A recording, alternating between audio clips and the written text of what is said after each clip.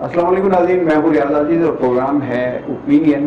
ناظرین، آج میرے پروگرام میں موجود ہیں شمون ابرار صاحب۔ آپ اے پی ایم ایس او کے سابق فاؤنڈنگ ممبر اور ایم کے ایم کے فاؤنڈنگ ممبرز میں شامل ہیں، تو ان سے ہم بات کرتے ہیں کہ ایم کے ایم کی سیاست کہاں سے شروع ہوئی، پھر کہاں تک پہنچی، پھر اس شہر میں انہوں نے کیا کیا کیا، پھر انہوں نے اگر اختلاف کیا تو کن بنیادوں پہ کیا، اور پھر یہ اب اپنی ایک سیاسی رائے رکھتے ہیں اور ایک الگ سیاسی پارٹی بنانے جا رہے ہیں۔ السلام علیکم جناب۔ وعلیکم السلام۔ ابرار صاحب، سب سے پہلے تو یہ بتائیے کب اے پی ایم ایس او قائم کی گئی اور کن حالات میں قائم کی گئی؟ اے پی ایم ایس او 11 جون 1978 کو اس کی باقاعدہ اس کا اعلان کیا گیا، اور اے پی ایم ایس او بنانے کا خیال کراچی یونیورسٹی میں وہاں کے چند طلباء میں ہوا۔ سب سے پہلے تو اس کو انیشیٹ کیا تھا عظیم احمد طارق نے۔ عظیم احمد طارق نے، چونکہ وہاں پر داخلوں کے سلسلے میں بی فارمیسی میں داخلوں کے سلسلے میں ایک ایکشن کمیٹی بنی تھی، جس میں اس وقت جو طلباء طالبات تھے انہوں نے، ان کو داخلے نہیں مل رہے تھے، تو انہوں نے وہاں احتجاجاً وہاں پر انہوں نے پروٹیسٹ کرنے کے لیے کیمپنگ کی تھی، کیمپ لگائی تھی۔ تو وہ پھر ان کا جو احتجاج تھا وہ کامیاب ہوا اور طلباء طالبات کو داخلے مل گئے، مگر جو پریشانی اور جو پرابلمس انہوں نے فیس کی، اور انہوں نے دیکھا کہ جامعہ کراچی میں نسلی بنیاد پہ یا لسانی بنیاد پر مختلف طلباء تنظیم ہیں، اور وہ طلباء تنظیم جو ہیں وہ Punjabi students organisation, Pashtun student organisation, Saraiki students organisation, Baltistani student, G S N students, اور اس طرح سے لسانی یا نسلی بنیاد پر مختلف طلباء تنظیمیں کام کر رہی تھی، اور وہاں موجود جو آپ یہ کہہ رہے ہیں کہ اے پی ایم ایس او لسانی بنیاد پر بننے والی پہلی طلباء تنظیم نہیں تھی؟ جی نہیں، سب سے آخر میں اے پی ایم ایس او بنی۔ ان تنظیموں کے بعد جب ضرورت محسوس کی گئی، کیونکہ جو بھی وہاں آلریڈی پارٹیاں کام کر رہی تھیں، جیسے اسلامی جمعیت طلباء، پی ایس ایف یا لبرل، اس قسم کی، اب یہ جو لسانی یا نسلی بنیاد پہ جو اسٹوڈنٹ پارٹیاں تھیں، یہ ان جماعتوں سے اپنے شناخت کی بنیاد پر کام کرواتی تھیں، اور اس طرح سے اور اپنے دیگر مسائل حل کرتے تھے وہ اپنے جو حلقے کے لوگ ہیں ان کے لیے۔ تو پھر یہاں پر کوشش یہ ہوئی، بلکہ سوچا یہ گیا کہ کیوں نہ مہاجر نام پہ بھی اس کے بعد آپ نے فیصلہ کر لیا اور وہ اے پی ایم ایس او بن گئی۔ کون کون شامل تھا اس میں؟ اس وقت انیشل اسٹیج میں 14 فاؤنڈر ممبرز تھے اس کے۔ سب سے اول تو عظیم احمد طارق تھے، الطاف حسین تھے، اس کے علاوہ شاہد لطیف تھے جو الطاف حسین کے کزن بھی تھے، وہ بھی فارمیسی میں تھے۔ اس کے بعد اس کے ساتھ ساتھ اور دیگر لوگ تھے، جیسے طارق صدیقی مہاجر تھے، اور علاقائی سطح پر عزیز آباد سے میں جو تھے، اور وہ انجینئرنگ کے اسٹوڈنٹ بھی رہ چکے، عارف احمد خان بھاشانی تھے، میں اردو سائنس کالج میں آلریڈی کے اسٹوڈنٹ پالیٹکس میں تھا، اور میں وہاں کا ریکارڈ ووٹ لے کر اس وقت الیکشن جیتنے والا۔ یعنی آپ یہ کہہ رہے ہیں کہ اے پی ایم ایس او جب بنی تو اس میں صرف جامعہ کراچی کے اسٹوڈنٹ نہیں بلکہ اور بھی تعلیمی اداروں کے اسٹوڈنٹ شامل تھے؟ تعلیمی اداروں میں صرف اردو سائنس کالج کا ایک تعلیمی ادارہ تھا جہاں سے میں تھا، اس کے علاوہ علاقائی علاقے سے انجینئرنگ کالج کا بھی ابھی جی میں نے، وہ عارف احمد خان وہ ڈپلوما ہولڈر تھے لیکن انہوں نے کمپلیٹ کر لیا تھا، لیکن وہ رہتے تھے عزیز آباد میں، میں بھی عزیز آباد میں رہتا تھا، الطاف حسین بھی عزیز آباد میں رہتے تھے، اور طارق مہاجر بھی، شاہد لطیف بھی وہیں رہتے تھے۔ تو ڈیلی ہماری وہاں میٹنگیں ہوتی تھیں جب تشکیل کے مراحل سے ہم گزر رہے تھے۔ پھر مارچ سے ہم نے رابطے شروع کیے، اور اس طرح سے ہم نے ایک اس کو اسٹرکچر کی شکل دینے شروع کر دی۔ اپریل تک ہم نے لٹریچر وغیرہ ڈیولپ کر لیا، اور 11 جون کو جو ہے اس کا باقاعدہ اناؤنسمنٹ کر دیا ہم نے۔ اناؤنسمنٹ آ گیا۔ رد عمل کہاں سے آیا؟ حکومت کی طرف سے اور یونیورسٹی کی انتظامیہ کی طرف سے کہاں سے رد عمل؟ رد عمل اس کا جو ہے فی الحال تو کہیں سے نہ ہے، سوائے ایک جگہ سے، ایک طلبہ تنظیم جو تھی وہ اس کو یہ بات پسند نہیں آئی، تو وہ مختلف قسم کا پروپیگنڈا کر رہی تھی فرام فرسٹ ڈے۔ جمعیت کی بات کر رہے ہیں آپ؟ جی جی، تو ہوا یہ کہ فرام فرسٹ ڈے کبھی وہ کہتی تھی کہ یہ بہاریوں کی جماعت ہے، کبھی کہتی تھی یہ شیعوں کی جماعت ہے، اور کبھی کہتی تھی یہ ایجنسوں کی جماعت ہے۔ تو مطلب اس قسم کا پروپیگنڈا وہ کرے، چونکہ اے پی ایم ایس او سے سب سے زیادہ نقصان جمعیت کو تھا، چونکہ جمعیت کے طلباء کی ایک بڑی تعداد A P M S O join کر رہی تھی۔ کون تعلیمی اداروں میں تشدد لایا؟ کہا جاتا ہے کہ اے پی ایم ایس او کا بڑا کردار ہے. نہیں اے پی ایم سی او کا کردار اس لیے نہیں کہ اے پی ایم سی او تو بہت بعد میں آئی, 78 میں آئی.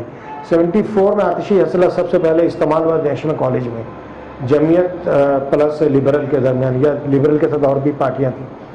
اس کے بعد جو ہے مصطفین کاظمی کا, اور اس کے علاوہ بھی گاہے بگاہے استعمال ہوتی رہی, لیکن بڑا اسلحہ پھر اسٹین گن کا استعمال ہوا حسنین کاظمی جب صدر جیتے 1979 میں. مصطفین کاظمی معذرت. تو مصطفین کاظمی کے اوتھ سیریمنی کے دوران کیفے ڈی یونین یونیورسٹی میں اسٹین گن کا کچھ لوگوں نے استعمال کیا, اور اس وقت اتفاق سے میں اور الطاف حسین ہم دونوں. کس کے خلاف کیا؟ کیا یہ مصطفین کاظمی کے اوتھ سیریمنی ہو رہی تھی, حلف برداری کی تقریب ہو رہی تھی, تو اس کے خلاف جو ہے چند لوگ آئے, انہوں نے اسٹین گن استعمال کیا. اور اس کے بعد پھر اسلحہ کا استعمال ہوتا رہا, بڑے ہتھیار استعمال ہوئے, کلاشنکوف وغیرہ, پھر وہ استعمال گاہے بگاہے مختلف جگہوں پہ ہوتے رہے, اور بڑے پیمانے پہ پھر جمعیت کے بھی تھے, اور بھی کچھ لوگ تھے, طلبہ تنظیم تھی, تقریباً سبھی کے پاس دیکھا جائے تو کچھ نہ کچھ اسلحہ موجود تھا. اے پی ایم سی او تو نئی نوزائیدہ ایک تنظیم تھی. اے پی ایم سی او کے پاس تو لٹریچر چھپانے کے, پمفلٹ چھپانے کے پیسے نہیں ہوتے تھے. پھر الطاف حسین کے آپ ساتھ تھے, پھر کیا ہوا الطاف حسین کے ساتھ کب تک چلتے رہے؟ الطاف حسین کے ساتھ باقاعدہ تو ہم 82 تک چلتے رہے, پھر 82 کے ان سے اختلافات ہوئے, 83 میں پھر ہماری علیحدگی ہوئی. کس بنیاد پہ اختلاف؟ علیحدگی کی کئی بنیادیں تھیں. چونکہ ہم جب کالج یونیورسٹی سے باہر کیے گئے اور ہمارا داخلہ جو ہے وہاں ممکن نہیں رہا, تو ہم نے پھر علاقوں میں یونٹس کھولنے شروع کر دیے. جو ہمارے یونیورسٹی کالجز کے جو کارکنان تھے انہوں نے اپنے علاقے میں میٹنگیں, اور پھر دیگر لوگوں سے ہم نے رابطے کیے, تو علاقہ وائز ہم نے یونٹس کھولنے شروع کیے. اور اس وقت میں بڑے وثوق کے ساتھ, بلکہ بڑے اس کے ساتھ آپ سے کہتا ہوں اس بات کو, کہ جتنے ہمارے جو قریبی کارکن تھے وہ روپوش ہو چکے تھے, اور وہ خوف کی وجہ سے, چونکہ ان کے گھروں پہ دھمکیاں جا رہی تھیں. کس کی طرف؟ الطاف حسین کی طرف؟ نہیں, کچھ طلبہ تنظیم, ایک دو طلبہ تنظیمیں ایسی تھیں یا کچھ تھیں, لیکن وہ اس وقت پتہ نہیں چل رہا تھا جن کو خطرہ تھا اے پی ایم سی او سے, تو وہ ان کو یونیورسٹیوں میں دھمکیاں دیتے تھے, کچھ کے گھر پہ آ کے دھمکیاں دیتے تھے کہ اے پی ایم سی او کا کام نہ کرے. تو اس لیے وہ لوگ جو تھے وہ بیچارے پھر آتے نہیں تھے, رابطہ نہیں کرتے تھے, جس کو ہم آج یہ کہتے ہیں.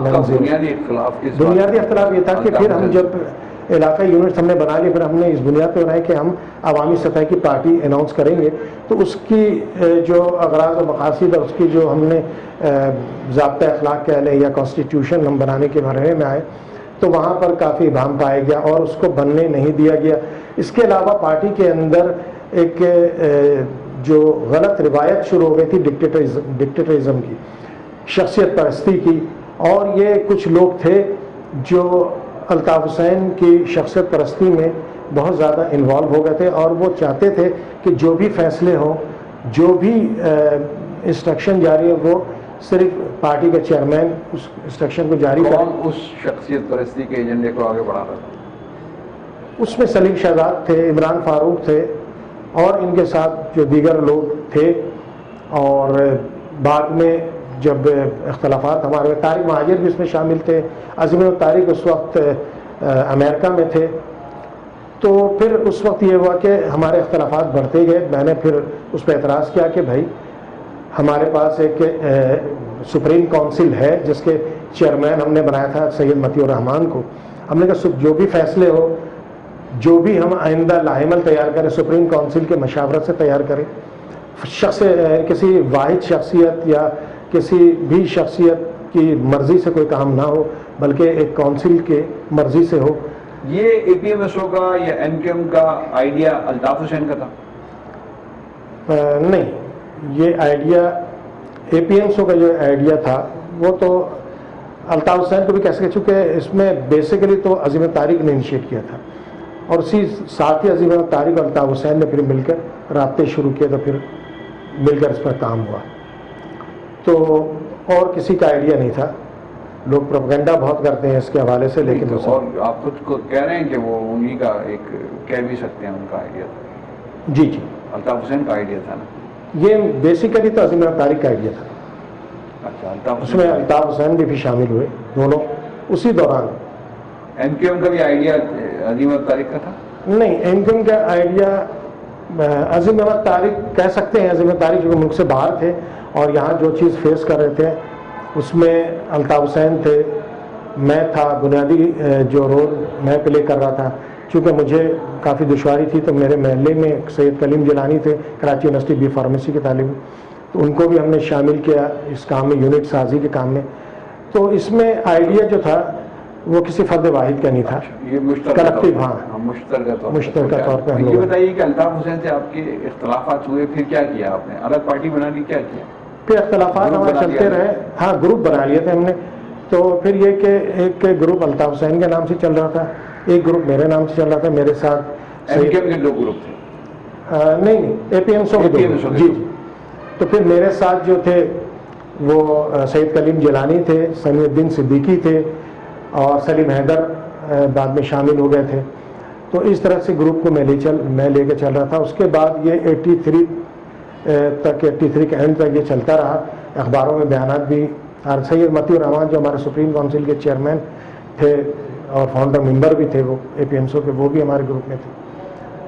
اور اس زمانے میں عارف احمد خان بھاشانی بھی تھے. آپ کا اختلاف الطاف حسین سے صرف اس بنیاد پہ ہوا کہ آپ ڈکٹیٹرشپ نہیں چاہتے تھے؟ الطاف حسین ڈکٹیٹرشپ بن گیا تھا یا ڈکٹیٹر بن گیا تھا, یا ان کو کوئی لوگ بنا رہے تھے ڈکٹیٹر؟ ہاں, کچھ لوگ ان کو بنا رہے تھے اور اس سلسلے میں وہ سینئر لوگوں, جو جیسے ہم لوگ سینئر تھے اور سینئر لوگ تھے جو فاؤنڈر ممبرس تھے, ان کی تذلیل کرتے تھے.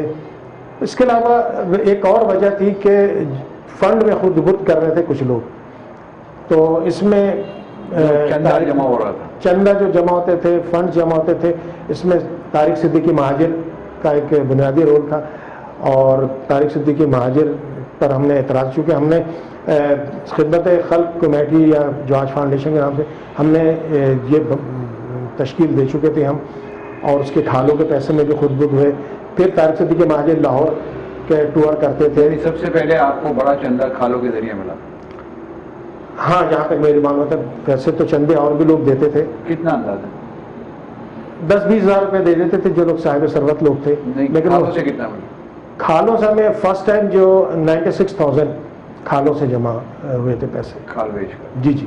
اچھا, یہ بتائیے آپ کہ الطاف حسین کو بنانے میں کہا جاتا ہے کہ رئیس امروی کا ہاتھ ہے, کوئی کہتا ہے کہ اختر رضوی کا ہاتھ ہے, کوئی اور 2-4 نام.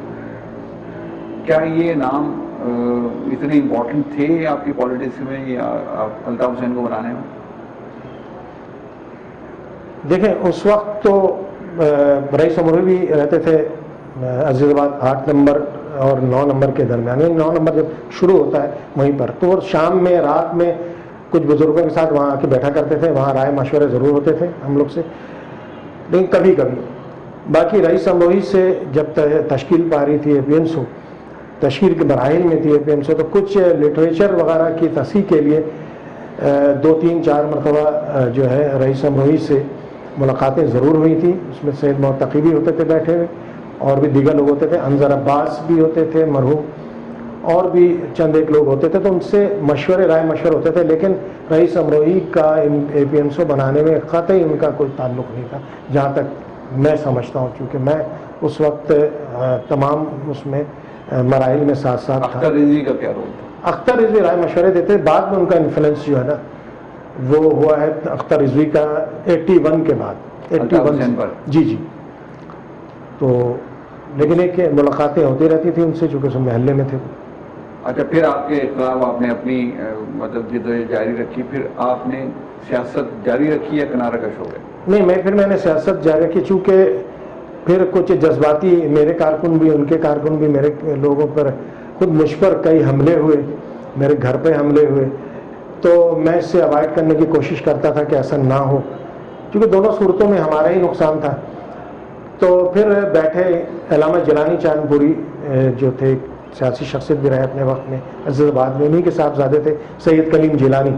ان کے گھر پر پھر الطاف حسین کو بلایا گیا, مجھے بلایا گیا, رازق خان جو سابق ڈپٹی اسپیکر سندھ اسمبلی رہے, اور رازق خان صاحب مرحوم آئے, انظر عباس آئے, شہزاد بھائی ایک ہوتے تھے وہ آئے. تو یہ 5-7 لوگ بیٹھ کر کے پھر ہم کافی وہاں پر باتیں ہوئیں, اور پھر بات یہ ہوئی کہ بھائی آپ اپنا الگ چلیں, آپ اپنا الگ چلیں. تو پھر یہ بات چلتی رہی. اسی دوران مہاجر قومی موومنٹ کا اعلان ہو گیا 84 میں, اور پھر جب اعلان ہوا تو انہوں نے اعلان کر دیا, تو مجبوراً مجھے پھر سندھ مہاجر محاذ بنانے کا اعلان کرنا پڑا. لیکن ان دونوں سے پہلے, چند دنوں پہلے, جو سلیم حیدر تھے, وہ چونکہ ہمارے ساتھ چل رہے تھے, وہ ہم سے اچانک ہم رابطے ختم کر کے وہ حیدرآباد چلے گئے, اور جا کے وہاں انہوں نے وہاں پہ حیدرآباد کے کچھ لڑکے جو APMSO کے سابقہ کارکنان تھے, ان کے ساتھ مل کر کے MIT یعنی مہاجر اتحاد تحریک انہوں نے وہاں سے اعلان کر دیا. یعنی آپ اب جو پہلے یونائٹڈ لوگ تھے وہ 3 حصوں میں بڑھ گیا. ایک آپ نے بنا لی, ایک الطاف حسین نے بنا لی, اور ایک سلیم حیدر نے. جی جی, 3 حصے میں بڑھ گیا تھا. اچھا, الگ الگ نام سے. الگ الگ نام سے. تو آپ کی پارٹی پھر آگے کیوں نہیں بڑھی؟ میری پارٹی آگے نہ بڑھنے کی ایک وجہ یہ تھی کہ ایک بڑی وجہ, ایک تو میرے ساتھ کے جو میرے ساتھی تھے, سید کلیم جیلانی وہ امریکہ چلے گئے, سمیع الدین صدیقی وہ بھی کراچی شہر میں رہنے, کچھ ان کے ساتھ معاملات ایسے ہوئے کہ وہ گرفتار ہو گئے تھے اور ان کو قید کی سزا ہو گئی تھی. اسی طرح محمد حبیب خان وہ شارجہ چلے گئے. اس طرح کچھ جونیئر کارکنوں کے ساتھ میں لیاقت آباد 9 نمبر اور گولی مار اور فردوس کالونی, پاک کالونی میں یونٹ چلا رہا تھا, پارٹی چلا رہا تھا. لیکن پھر وہاں پر بھی ہمارے خلاف سازش ہوئی, پھر ہمارے لوگوں کو تنگ کیا جانے لگا, کچھ لڑکوں کو گرفتاری بھی وہاں سے. پھر 1985 کا الیکشن ہوا, جہاں پر ہم نے واحد سندھ مہاجر محاذ ایک ایسی پارٹی تھی جو غیر جماعتی بنیاد پہ, ہم نے اپنا اس کو, چونکہ ہم رجسٹر نہیں ہوئے تھے اس وقت تو ہم جماعت کا نام استعمال نہیں کر سکتے تھے. ہم نے محمد شاہد اتحادی کو وہاں الیکشن میں قومی اسمبلی کے لیے کھڑا کیا, مقابلے میں تھے میر نواز خان مروت صاحب. پھر وہاں پر یہ ہوا کہ وہاں پر وہ الیکشن میر نواز خان مروت جو ان کو الیکشن جتوا دیا گیا, اور اس کے بعد الیکشن کے نیکسٹ ڈے ہی وہاں کے ہمارے جو مین کام کرنے والے لوگ تھے ان کی گرفتاریاں ہونے لگی. خود میرے گھر پہ, میں رہتا تھا یا فیڈرل بیئر ہے, میرے گھر پہ بھی چھاپے پڑے, اور اس طرح سے پھر لوگ منتشر ہوئے. یعنی آپ کے لوگ منتشر ہو گئے لیکن الطاف کے لوگ منتشر نہیں ہوئے. الطاف حسین کیسے اسٹیبلشمنٹ کے نیٹ ورک میں آئے؟ دیکھیں, یہ تو طے ہے کہ اسٹیبلشمنٹ کے نیٹ ورک میں وہ آ چکے تھے, اور جہاں تک میں نے اندازہ کیا کہ جب 79 میں Altaf Hussain first time arrest ہوئے تھے تو اس وقت ہی جب وہ جیل میں تھے تو ان سے رابطہ ہو گیا تھا. چونکہ جیل سے آنے کے بعد الطاف حسین کی جو ایکٹیویٹی تھی, یا جو الطاف حسین کا مزاج تھا اور جو ان کا کام کرنے کا طریقہ تھا, وہ بھی اس طرح نہیں رہا تھا جو جیل جانے سے پہلے تھا. الطاف حسین کی بہت سارے باڈی لینگویج, یہ کہنا چاہیے کہ ان کی باتیں, اس سے اندازہ ہم نے کر لیا کہ الطاف حسین جو ہے وہ کسی قوت کے زیر اثر آ چکے ہیں. تو لہٰذا بہرحال چیزیں اوپن نہیں تھیں. اور اس کے بعد ایک وجہ یہ بھی تھی, مجھے جو ایک احساس ہو رہا تھا الطاف حسین اور ہمارے, چونکہ میں الطاف حسین سے بہت زیادہ قریب تھا. عظیم احمد طارق چونکہ امریکہ میں تھے, اور عظیم احمد طارق سے سب سے زیادہ رابطے مجھ سے ہوتے تھے, خط و کتابت کے ذریعے مختلف تنظیمی امور پہ ڈسکشن ہوتی تھی. تو الطاف حسین سب سے زیادہ مجھ سے رابطے میں تھے, اور میں ان سے سب سے زیادہ قریب تھا. بہت سارے ایسے مواقع آتے تھے, چونکہ اس وقت اختر ریزی بہت قریب آ گئے تھے, اور کچھ لوگ ایسے تھے جو ان کے قریب آئے. تو کئی ایسے مرحلے آئے جہاں پر میں دیکھتا تھا, محسوس کرتا تھا کہ مجھے اگنور کیا جا رہا ہے, نظر انداز کیا جا رہا ہے, اور جو تنظیمی لوگ نہیں ان کے ساتھ الطاف حسین کہیں میٹنگ میں چلے جاتے ہیں, کچھ لوگوں سے ملاقات میں چلے جاتے ہیں. تو ان چیزوں کی وجہ سے کچھ محسوس ہوا کہ وہ تو بہت پہلے کی بات ہو گئی نا, یہ تو APMSO کے دور کی بات. جی یہ بات ہے 81-82 کی بات ہے, نہیں 81-82 کی بات ہے, MQM بننے کے بعد. MQM بننے سے پہلے. اگلا سوال میں آپ سے یہ جاننا چاہتا ہوں کہ الطاف حسین اپنے کسی مخالف کو سرفس پہ انہوں نے برداشت نہیں کیا, یہ ان کے بارے میں کہا جاتا ہے کہ اگر کوئی ان کا مخالف ہے, خاص طور سے اردو اسپیکنگ, تو وہ اس کو سرفس پہ رہنے نہیں دیتے تھے. ظاہر ہے کہ میں کس طرف اشارہ کر رہا ہوں آپ کو. جی تو آپ کیسے بچ گئے؟ دیکھیں سب سے بڑی بات تو یہ ہے کہ بچانے والی ذات اللہ تعالیٰ کی ہے، اور کہتے ہیں نا جسے اللہ رکھے اسے کون چکھے. اور میں نے چونکہ میں حق پہ تھا، میں میری باتیں جو تھیں وہ اصولی اختلافات تھے میرے، اور میں نے الطاف حسین کی ذات پہ کبھی میں نے کوئی ایسی بات نہیں کی، نہ میں نے اس کو پسند کیا، کیونکہ میرا مزاج نہیں تھا کہ میں الطاف حسین کی ذاتی بات کروں. میں اصول کی بات کرتا تھا. جو تنظیمی خامیاں تھیں، جو چیزیں غیر اصولی میں دیکھ رہا تھا، میں نے اس پہ اختلاف کیا تھا. باقی میرے اختلافات جب ہوئے تو حملے تو ہوئے مجھ پہ بھی، اور میرے گھر پہ بھی حملے ہوئے. جو جذباتی کارکنان تھے الطاف حسین کے ساتھ کے، آج بھی وہ سیاست میں ہیں، تو انہوں نے حملے کیے. اور بعد میں مطلب یہ کہ حالات ایسے ہوئے کہ مجھے چونکہ میری والدہ ہارٹ پیشنٹ تھی، میرے بہن بھائی چھوٹے چھوٹے تھے، میں سب سے بڑا تھا گھر میں، تو مسائل آئے تو مجھے پھر عزیز آباد چھوڑنا پڑا. پھر میں فیڈرل ویری بلاک 16 میں گیا، پھر وہاں سے مجھے نقل مکانی کرنی پڑی. پھر میں گلشن آ گیا نیپا کے پاس. تو پھر اس طرح سے پھر میں کراچی سے خود باہر چلا گیا. مجھے تو یہ تنظیم میں آگے لے کے چل نہیں سکا. تو میرے ساتھ بہت پریشر یہی تھا، زندگی کا خطرہ تھا. جی، زندگی کے خطرے کے علاوہ معاشی بہت بڑا مسئلہ آ گیا تھا. اور تنظیم چلانے کے لیے بہت سارے میں نے اپنے تنظیم میں کوئی بھتہ خور نہیں پیدا کی. میں نے اپنی تنظیم میں فنڈ ریزنگ کے لیے کوئی غلط کام نہیں کیے، جس کی وجہ سے فنڈز کی جو ہے بہت زیادہ مطلب ہے کہ کمی محسوس ہوئی، اور جس کی وجہ سے ہم آگے کام نہیں کر پا رہے تھے. اچھا، وہ کروٹن کے پتوں پہ تصویریں کیسے آتی تھی الطاف حسین کی؟ کہ اس وقت آپ نہیں تھا، ایسا نہیں تھے، لیکن کیسے آتی تھی؟ کون اس کے پیچھے تھا؟ کون سا نیٹ ورک تھا؟ ماربل پہ یا کروٹن کے پتے پہ جو تصویر کی جو بات ہے، ظاہر سی بات ہے وہ اس زمانے میں وہی لوگ تھے، خوش آمدی ٹولہ تھا، اور جو الطاف حسین کو مس گائیڈ کرتا تھا، جو مہاجر قوم کو مس گائیڈ کر رہا تھا، اور جو اپنے یہ نہیں پتا کہ وہ کس کے ایجنڈے پہ کام کر رہے تھے.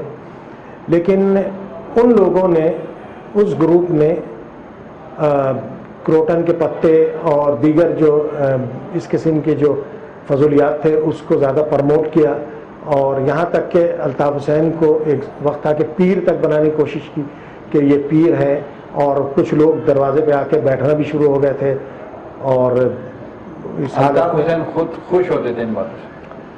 ہاں، ایک بشری وہ کہنا چاہیے کہ اندر کی جو ایک خواہش ہوتی ہے، تھی ان کی خواہش. اگر خوش نہیں تھے وہ تو پھر اس کو روک دیتے، منع کرتے، تردید کرتے. لیکن انہوں نے ایجنسیوں کا کوئی کردار تھا؟ ایجنسیوں کا ظاہر بات میں تو تھا نہیں، لیکن آبزرویشن یہی کہ ایجنسیاں اس کو نظر انداز کر رہی تھیں. ایجنسیوں کا ایجنڈا نہیں تھا یہ میں کہہ نہیں سکتا، لیکن ایجنسیاں اس کو روک بھی نہیں رہی تھی، اور یہ کام جاری ساری رہا. تو لیکن یہ کہ اس کے روکنے میں عظیم احمد طارق کا ضرور ایک کردار تھا کہ عظیم احمد طارق کے مرڈر میں کس کا ہاتھ تھا آپ کے خیال؟ دیکھیے، عظیم احمد طارق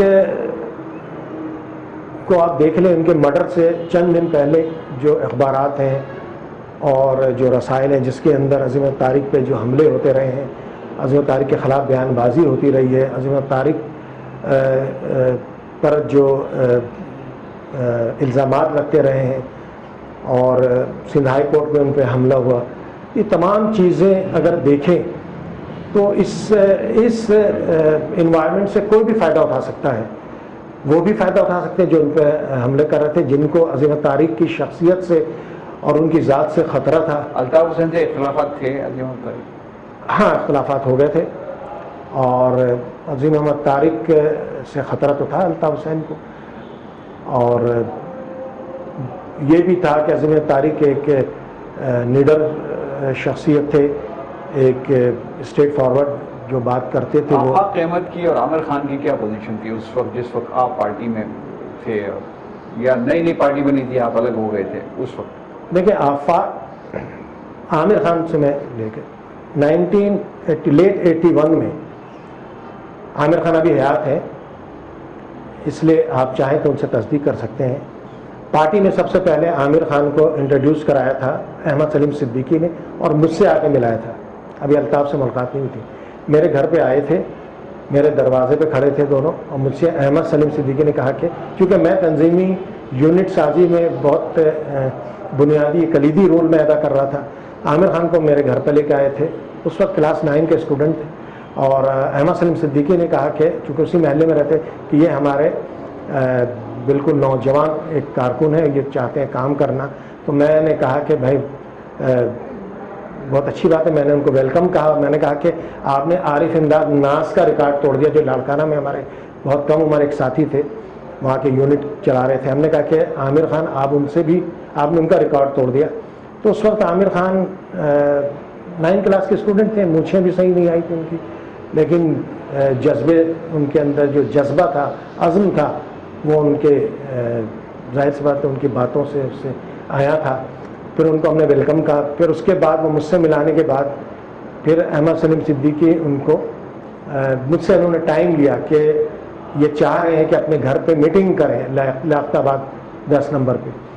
میں نے پھر ان کو ڈیٹ دے دی کہ فلاں دن آپ کر لیں میٹنگ. میں نے چونکہ میٹنگیں ہو رہی تھیں علاقوں میں, تو میں نے پھر ان کو ڈیٹ دے دی کہ فلاں دن آپ وہاں میٹنگ کر لیں.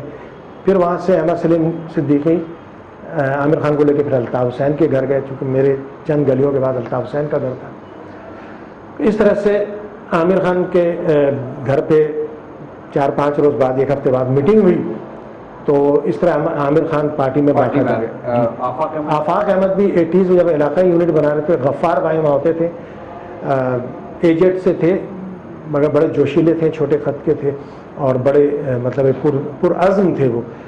وہ کچھ لڑکوں کو لے کر آئے, اور غفار بھائی کو ہماری یونیورسٹی کے ایک ساتھی تھے, انہوں نے ان سے اپروچ کیا اور ان کو غفار بھائی کو جب بات کی تو انہوں نے چند لڑکے اکٹھے کیے, اس میں آفاق بھی تھے اور محمود حسین مرحوم بھی تھے اور اقبال قریشی بھی تھے, اور بھی دیگر لوگ تھے جن کا نام مجھے یاد نہیں, لیکن یہ مین لوگ تھے.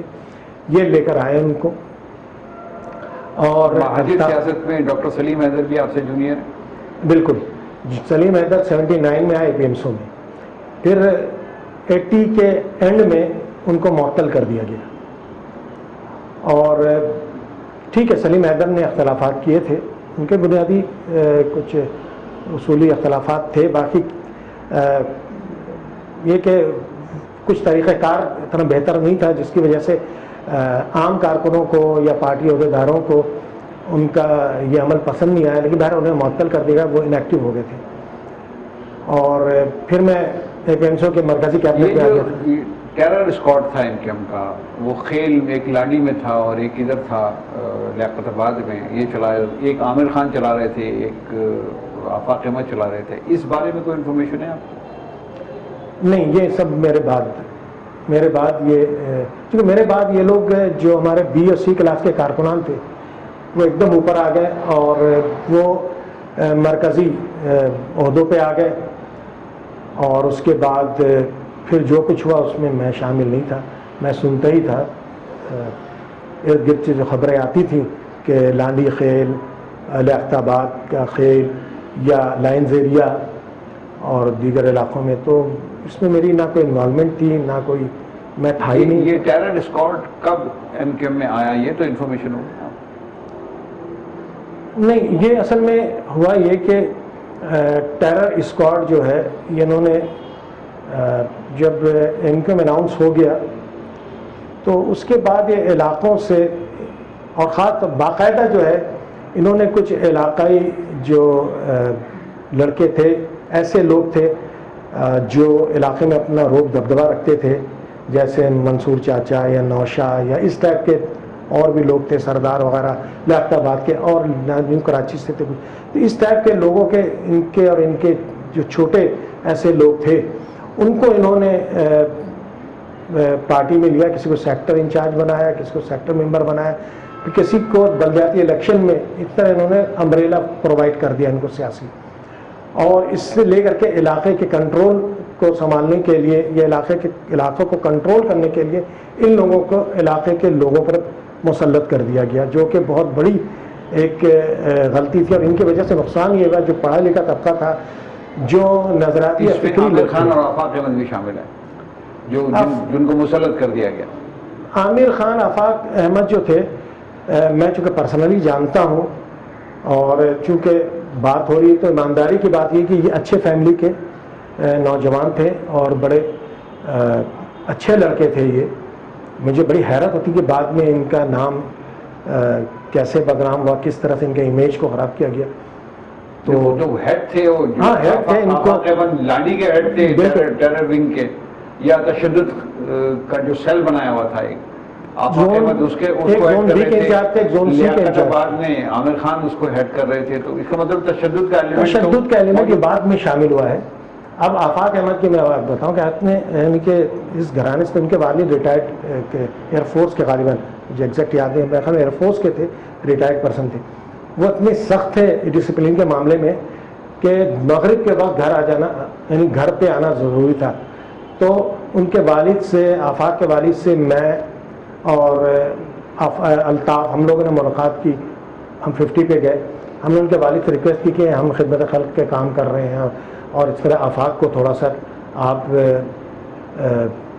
عشاء تک کا ٹائم دے دیں کہ عشاء سے پہلے پہلے گھر آ جائیں گے, مغرب تک کا جو ہے تو کام کچھ ایسا تنظیمی ہوتا ہے.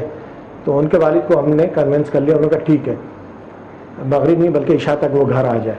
تو ایسا ان کا گھرانہ تھا. اور یہ تھا کہ عامر خان کا گھرانہ بھی مطلب یہ کہ کبھی کسی سیاسی یا کسی اس میں ملوث نہیں تھا. لیکن یہ جب ہمارے بعد یا جب ہم جب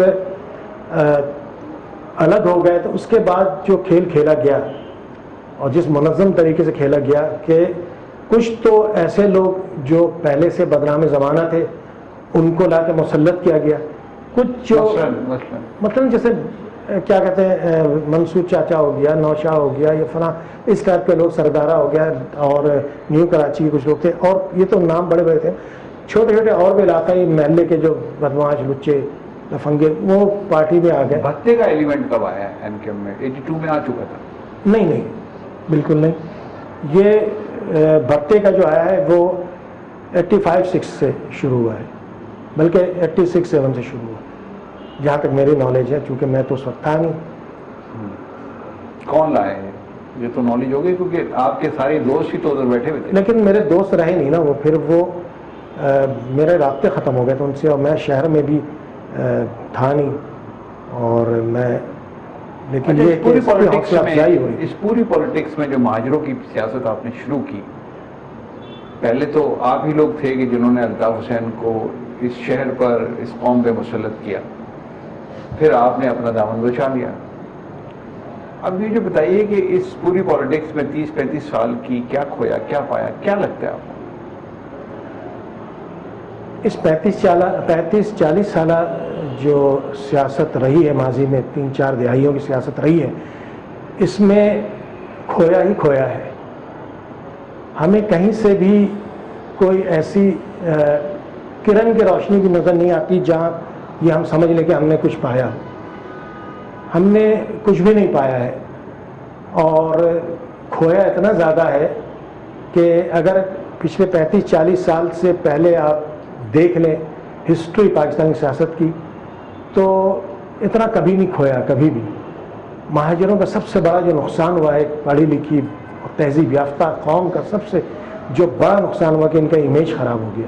آپ کو کبھی اس بات کا احساس ہوتا ہے کہ آپ نے کوئی اچھا کام نہیں کیا الطاف حسین جیسے لوگ مسلط کر کے یا ان کو آگے بڑھا کے اس قوم پر؟ نہیں, میں آپ کو بتاؤں کہ الطاف حسین جب تک ہم تھے تو الطاف حسین کو ہم نے مسلط ہونے نہیں دیا. اور الطاف حسین کے پیچھے بالکل چیئرمین تھے. چیئرمین تو مسلط ہونا نہیں, چیئرمین تو کوئی بھی بن سکتا ہے, یہ سلسلہ تھا. لیکن الطاف حسین چونکہ کل وقتی سیاست کر رہے تھے, ان کو گھر سے بھی سپورٹ تھی, ان کو اور بھی جگہ سپورٹ تھی, اور وہ مطلب یہ کہ اس وقت ہمیں تو نہیں پتا تھا کہ کیا پیچھے سلسلہ ہے, لیکن یہ کہ وہ اس وقت حالات ایسے تھے, انوائرمنٹ ایسے بن گئے تھے کہ ان کو زیادہ موضوع سمجھا گیا, چیئرمین بنایا گیا.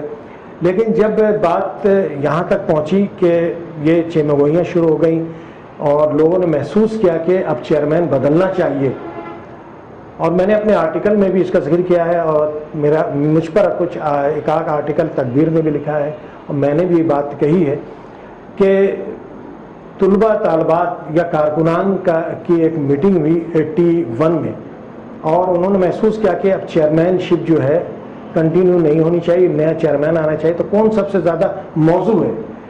تو کارکنوں کی جو اکثریت تھی اس نے شمون ابرار کو انہوں نے ووٹ دیے.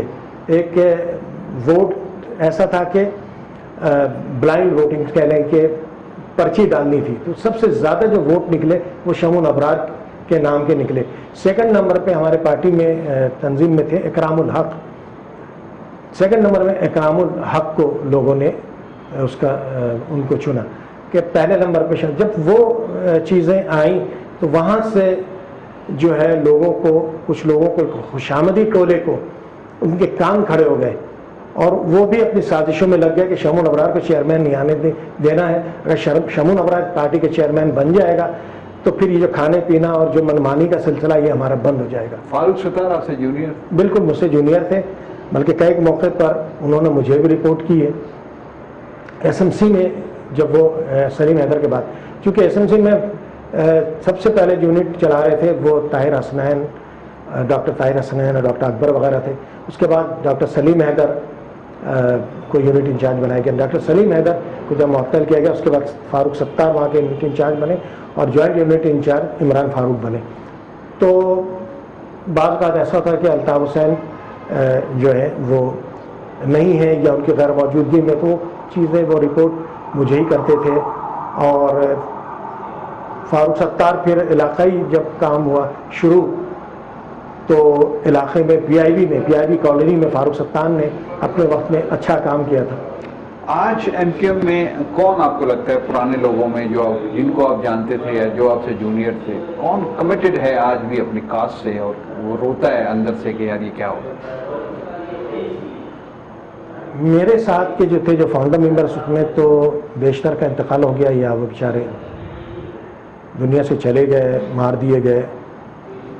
2-3 لوگ ہیں مجھ سمیت, سید وطی الرحمان ہیں جو اب ایم کیو ایم کا حصہ نہیں ہے.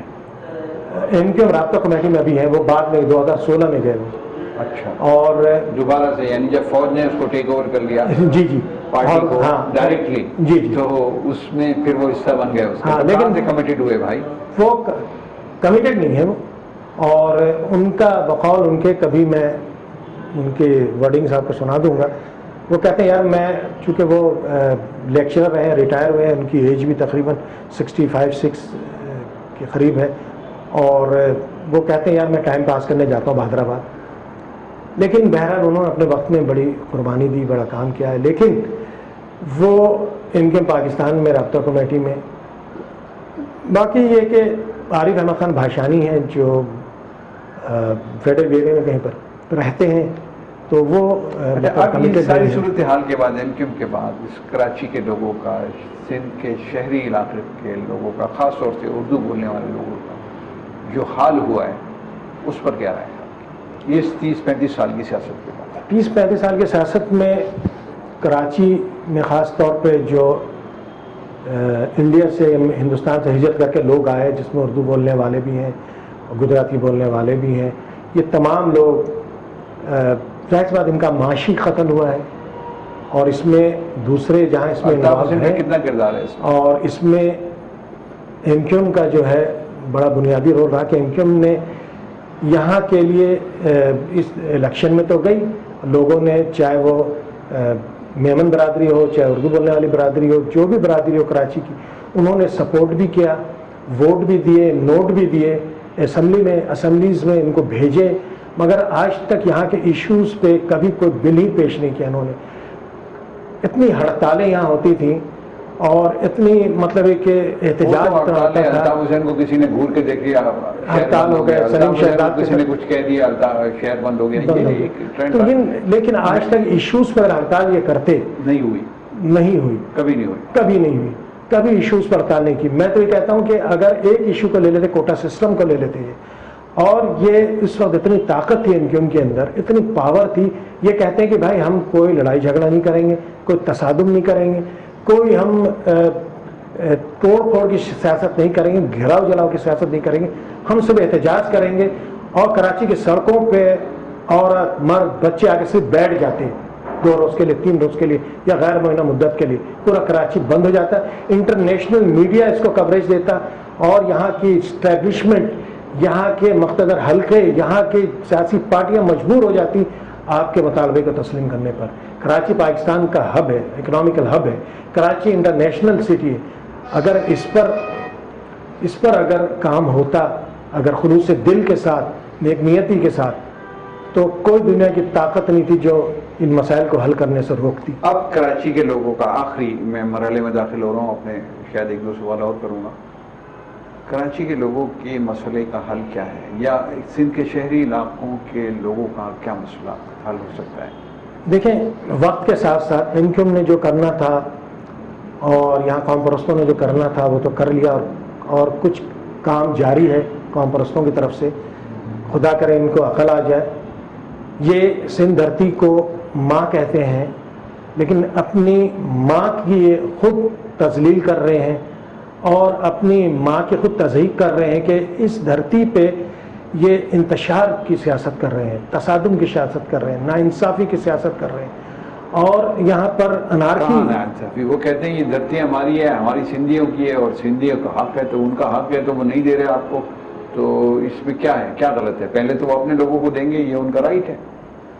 دیکھیں، بات پھر وہیں پر آ جاتی ہے کہ جب ذوالفقار علی بھٹو نے دیہی شہری کا کوٹا مختص کیا تھا، اس کے تحت سلسلہ چلتا رہتا اور اس پہ ناانصافی نہیں ہوتی، اور کوٹا سسٹم اپنی میعاد پوری کر کے میں تو آپ سے دوسرے اینگل پہ بات کر رہا ہوں. میں یہ کہہ رہا ہوں کہ اگر ایک سندھی لیڈر یہ کہہ رہا ہے کہ میں اپنے سندھیوں کو حقوق دلواؤں گا اور سندھیوں کو نوکری دلواؤں گا، آپ نے اپنے وسائل تو بڑھائے نہیں. روٹی ایک ہی ہے، پہلے کھانے والے 100 تھے، اب روٹی ایک ہی ہے، اب کھانے والے 1000 ہیں. تو روٹی وہی لے جائے گا جس کے پاس طاقت ہے. سندھی کے پاس طاقت ہے، وہ لے جا رہے ہیں، وہ سرنگ ہوتا ہے. دیکھیں، اگر روٹی ایک ہے اور وہ صرف ایک ہی بھائی کھائے گا اور دوسرا بھائی بھوکا رہے گا، آپ کو پتہ ہے نا کہ مرتا کیا نہ کرتا. ایک محاورہ ہے کہ اگر جو بھوکا رہے گا پھر وہ ظاہر سی بات ہے کب تک بھوکا رہے گا. ایک وقت آئے گا کہ انارکی پھیلے گی اور وہ پھر ظاہر سی بات ہے وہ ناانصافی کب تک برداشت کرے گا. یہ اگر سندھی قوم پرست یا سندھ کی حکومت جو ہے، یہ اس کی ذمہ داری، سندھ کے دانشوروں کی ذمہ داری ہے کہ وہ اسی دھرتی پہ 50 سال 70 سال سے جو لوگ رہ رہے ہیں، جنہوں نے اس دھرتی کے لیے، سندھ کے لیے، کراچی کے لیے، شہری علاقے کو جنہوں نے ڈیولپ کیا ہے، ٹیکنالوجی کے اعتبار سے، تعلیم کے اعتبار سے اور دیگر اعتبار سے معاشی ہب بنائے، یہ اس چیز کو تسلیم کریں اور ان کو ان کا جائز حق دیں، تو وہ بھی کھائیں گے روٹی، یہ بھی کھائیں گے روٹی. اگر مل بانٹ کے کھانے کی اگر یہ بات کریں گے تو یہاں پر بھائی چارگی ہوگی. روٹی کی تعداد میں اضافہ نہیں کیا جائے آپ کے خیال؟ بالکل، روٹی کی تعداد بڑھائیں، وسائل بڑھائیں. اس کے لیے یہ ہے کہ جو آپ کو وسائل مل رہے ہیں یہاں کے ریونیو سے جو جنریٹ ہو رہا ہے، NDFC کے تحت جو آپ کو مل رہے ہیں، یہ جو وسائل ہیں ان کو پراپر یوٹیلائزیشن آف ریسورسز ہو تو کوئی مسئلہ نہیں ہے کہ کسی طبقے کو کوئی محرومی کا سامنا کرنا پڑے. اب آپ کیا کرنے جا رہے ہیں؟ کوئی سیاسی جماعت بنانے جا رہے ہیں؟ کوئی آپ کوئی کنفیڈریشن بنانے جا رہے ہیں؟ کوئی کنفیڈریشن بنانے کیسے کیا کر رہے ہیں سیاست میں؟ دیکھیے، سیاست میں آلریڈی کئی جماعتیں کام کر رہی ہیں جو خاص طور پہ شہری علاقے کے حوالے سے کام کر رہی ہیں. ہم کوشش کر رہے ہیں کہ وہ اپنے آپ کو سدھار لیں، اپنے آپ کو اپنے مقاصد یا اپنے منشور کے مطابق اپنے جو کارکردگی اس کو سنوار لیں، وہ کام کریں یہاں کے لوگوں کے فلاح بہبود کے لیے. مہاجر سیاست کا کیا کوئی رول ہے سندھ کی سیاست میں؟ مہاجر سیاست کا رول تھا بہت اہم، لیکن اب صرف مہاجر نہیں ہے شہر میں. مہاجر بے شک ایک بڑا سٹیک ہولڈر ہے شہر کا بھی، لیکن اس کے ساتھ یہاں پر پشتون بولنے والے بھی ہیں، پنجابی بولنے والے بھی ہیں، سرائکی بولنے والے بھی ہیں، اور ایک بڑی تعداد 6 سے 8 لاکھ بنگالی بولنے والے ہیں، اور دیگر لسانی یا نسلی گروہ یہاں پر ہیں. وہ سارے اب اسٹیک ہولڈر ہیں یہاں کے. میں یہ چاہتا ہوں، میرے ساتھی یہ چاہتے ہیں، اس کے لیے ہم کوشش کریں گے کہ سب مل کر کے، چونکہ سب کا جینا مرنا اسی شہر میں ہے، سب کا دکھ ایک ہے، سب کا سکھ ایک ہے، سب کے مسائل ایشوز ایک ہیں، سب مل کر کے ایک آواز ہو اپنے ایشوز کو سالو کرائیں، آئینی طریقے سے، سیاسی طریقے سے، پرامن طریقے سے، ایک انڈرسٹینڈنگ آپس میں قائم کرے، ایک سوشل کانٹریکٹ. آپ کنفیڈریشن بنانے جا رہے ہیں ان لوگوں کی کہ جو جن کے حقوق غصب ہو رہے ہیں؟ یہ بالکل تمام محروم طبقے کو ملا کر کے لیکن اس کا مقصد قطعی یہ نہیں کہ ہم کو تصادم کی طرف جانا چاہتے ہیں، بلکہ ہم اپنا آئینی اور سیاسی جو ہے استحقاق اس کو استعمال کر کے، تو یہ میں سمجھتا ہوں کہ نہ کوئی غیر اخلاقی بات ہے، نہ کوئی غیر آئینی بات ہے۔ تو آپ کے خیال میں آخری بات، اب مہاجر اس طرح کے نعروں پر وہ سمجھتے ہیں کہ وہ ٹریپ ہوں گے، تو کیا وہ دوبارہ ٹریپ ہونے کے لیے تیار ہوں گے؟ دیکھیں، دوبارہ ٹریپ تو خیر نہیں ہم کرنے جا رہے ہیں، نہ اس طرف سوچ بھی سکتے ہیں ہم، اور جو خاص طور پہ جو مہاجر ہے، اور میں کہتا ہوں سندھ کا تمام وہ شہری جس نے ماضی کی سیاست دیکھ لی ہے، ماضی کے حالات دیکھ لیے، اب وہ ویل ایکسپیرینسڈ ہو گئے ہیں۔ کوئی بھی اپنے ٹریک سے ہٹے گا، اگر میں کوئی بات کرتا ہوں اس میں خلوص نہ ہوئی، اس میں ہماری نیت اگر نہ ہوئی، تو وہ بہت جلدی بھانپ لیں گے، پھر ہمیں پذیرائی نہیں ملے گی یا ہمارا وہ ساتھ نہیں دیں گے۔ اب لوگوں کے سامنے پیرامیٹر آ چکا ہے، لوگوں نے دیکھ لیا ہے کہ کون لوگ جو ہیں، کون لوگ ہمارے مسائل سے کھیل رہے ہیں، کون لوگ جو ہیں ہمیں پستی کی طرف لے جائیں گے، کون لوگ ہمارے مسائل حل کر سکتے ہیں۔ ان کو آنا پڑے گا، مایوسی جو ہے وہ ختم کرنی پڑے گی۔ کیا الطاف حسین کی سیاست اس شہر میں مزید باقی ہے؟ الطاف حسین کی سیاست تو میں سمجھتا ہوں کہ اب باقی نہیں ہے، اور جو سلسلہ ہے کہ جو باشعور طبقہ ہے، جو پڑھا لکھا طبقہ ہے، وہ یا تو مایوس ہو گیا ہے، بددل ہو گیا ہے، اور وہ سیاست سے کنارہ کشی اختیار کر لی اس نے۔ کچھ طبقہ، اب بھی کچھ طبقہ، میں الطاف حسین کو بالکل مائنس نہیں کرتا ہوں، اب بھی کچھ طبقہ ہے جو جذبات سے زیادہ سوچتا ہے، عقل کم استعمال کرتا ہے۔ اسی طبقے کی جو سروائیول ہے وہ الطاف کے ساتھ منسلک ہے، لہٰذا کچھ لوگ تو بہرحال دیکھیں، آج بھی کچھ لوگ ہیں پیپلز پارٹی پورے MKM پاکستان کا کیا مستقبل ہے؟ MKM پاکستان کا مستقبل زیادہ تابناک نہیں ہے۔ MKM پاکستان کو ان کے عوام میں پذیرائی نہیں مل رہی ہے۔ اس کی وجہ یہ ہے کہ MKM پاکستان کے عوام میں، یعنی کہ عوام میں MKM پاکستان کے روٹس جو ہیں ابھی تک صحیح طور پر وہ بنا نہیں سکے ہیں۔ ان کا امیج ایک بڑا مسئلہ ہے، تو ان کو اگر وہ روٹس بنا لیتے ہیں، عوام میں پینیٹریٹ ہوتے ہیں، وہ عوام کے مسائل کو لے کر اگر کوئی ٹھوس قدم اٹھاتے، صرف زبانی جمع خرچہ کرتی رہے گی MKM پاکستان، تو آئندہ الیکشنز میں MKM پاکستان ریموو ہو جائے گی یہاں کی سیاست سے۔ بہت شکریہ شمون ابرار صاحب، آپ نے گفتگو کی۔ ناظرین، شمون ابرار صاحب گفتگو فرما رہے تھے، ان کا ایک ایک حرف، ایک ایک لفظ آپ کے حوالے کرتا ہوں، اس کا تجزیہ کیجیے۔ میں اجازت چاہتا ہوں، اللہ حافظ۔